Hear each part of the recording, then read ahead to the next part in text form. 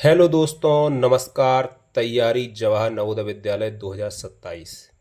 जैसा कि दोस्तों आप सभी को पता है कि जवाहर नवोदय विद्यालय की परीक्षा 28 नवंबर 2026 को होने वाली है। दिन शनिवार को होने वाली है। तो आप इसका फॉर्म समय पर भर दें, क्योंकि इसका जो फॉर्म है वो 31 जुलाई 2026 फॉर्म भरने की आखिरी तारीख है।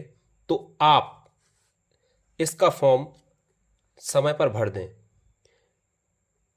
इसके अलावा आपका जो पेपर है वो सुबह 11:30 से दोपहर 1:30 तक सुबह की शिफ्ट में होने वाला है, जो कि 2 घंटे का आपका पेपर रहने वाला है। तो आप अपनी तैयारी अभी से शुरू कर दें। और अगर आपने अभी फॉर्म नहीं भरा है तो आप फॉर्म जल्द से जल्द भर दें, क्योंकि 31 जुलाई आखिरी तारीख है। और फॉर्म भरने के लिए आपको आपका आधार कार्ड चाहिए पड़ता है। आधार कार्ड से ही आपका जो भी मोबाइल नंबर जुड़ा हुआ है उस पर ओटीपी आती है, और ओटीपी के बाद आपका जो फॉर्म है वो भरना स्टार्ट हो जाता है। उस पर आपको आपकी फ़ोटो, आपके सिग्नेचर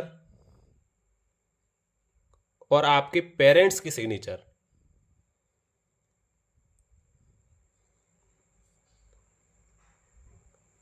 अपलोड करने होते हैं। और इसमें भी इसकी एक लिमिट रहती है। जैसे जो फोटो है वो आपकी होनी चाहिए 10 केबी से 100 केबी के बीच। ऐसे ही सिग्नेचर भी 10 केबी से 100 केबी के बीच होना चाहिए, और पेरेंट सिग्नेचर भी 10 केबी से 100 केबी के बीच होना चाहिए। ये तीनों जैसे ही आप अपलोड कर देंगे तो आपका जो फॉर्म है वो पूरा फिल हो जाता है। तो ये आप जल्द से जल्द कर दें। और आप एक चीज़ और देख लें, आपका जो आधार है उससे जो मोबाइल नंबर है वो आपका अभी चालू है या बंद है। अगर बंद है तो आप उसको अपडेट करा लें, क्योंकि ऐसी समस्या अभी स्टूडेंट के साथ देखी जा रही है। तो आप अपना फॉर्म जल्द से जल्द भर दें।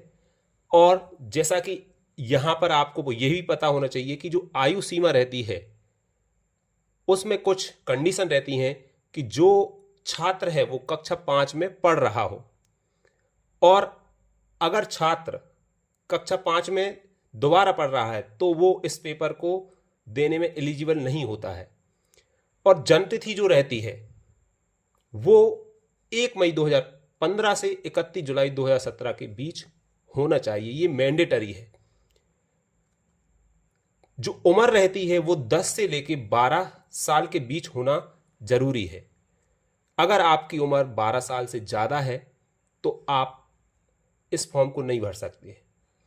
आपका जो आधार कार्ड जैसे ही आप उसमें फॉर्म भरने जाते हैं तो उसमें ओवर एज लिखा आ जाता है। तो आपकी जो उम्र है वो 10 साल से लेकर 12 साल के बीच ही होना चाहिए, ना तो 10 साल से कम और ना ही 12 साल से ज़्यादा। अगर आपकी उम्र 10 साल से लेकर 12 साल के बीच है तो आप फॉर्म इसको भर सकते हैं। इसके अलावा आपका जो सिलेबस रहने वाला है उसमें भी कुछ चेंजेस हुआ है। ये जो टॉपिक है, पहले 3 टॉपिक हो रहते थे, अब उनको 4 टॉपिक में कवर कर दिया गया है। पहला टॉपिक मानसिक योग्यता का है, जिसमें 20 प्रश्न रहने वाले हैं, जिसके लिए अंक निर्धारित किए गए हैं जो कि 25 हैं। ऐसे ही इन्होंने नया जो सब्जेक्ट है वो जोड़ दिया है, वो है पर्यावरण का, ईवीएस का, जिसके 20 प्रश्न आपको इस बार देखने मिलेंगे, जिसके 25 अंक रहने वाले हैं। तो इसलिए आपको इस सब्जेक्ट पर जोर देना है। ये नया सब्जेक्ट है, इसको आपको अच्छे से तैयार करना है। अंकगणित जैसा पहले था वैसा ही है, 20 प्रश्न रहने वाले हैं, उसके 25 अंक रहेंगे। और भाषा परीक्षण, अगर आपने भाषा हिंदी ली है तो आपको हिंदी के 20 प्रश्न दिखने वाले हैं, जिसके अंक 25 रहेंगे। अगर आप इंग्लिश मीडियम से हैं तो आपको इंग्लिश ही सिलेक्ट करना है, फॉर्म भरते समय, और अगर आप हिंदी मीडियम से हैं तो आपको हिंदी ही सिलेक्ट करना है। इसके अलावा फॉर्म भरते समय एक और कंडीशन रहती है कि आपका जो जिला है वो सेम होना चाहिए। सपोज अगर आप भोपाल जिले से हैं तो आपका जो स्कूल है वो भी भोपाल जिले में ही होना चाहिए। फॉर्म भरते समय ये भी गलती हो जाती है, फॉर्म भरने में दिक्कत होती है। ऐसे ही अगर अपन देखें तो ये टोटल आपको 80 प्रश्न दिखने वाले हैं जो कि 100 अंक के रहेंगे, और आपका जो समय है वो 2 घंटे का रहने वाला है।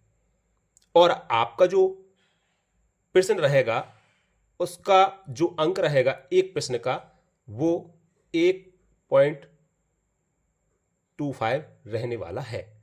इसलिए आप अभी से अपनी अच्छी तैयारी करके रखें जिससे आपका सिलेक्शन क्लियर हो।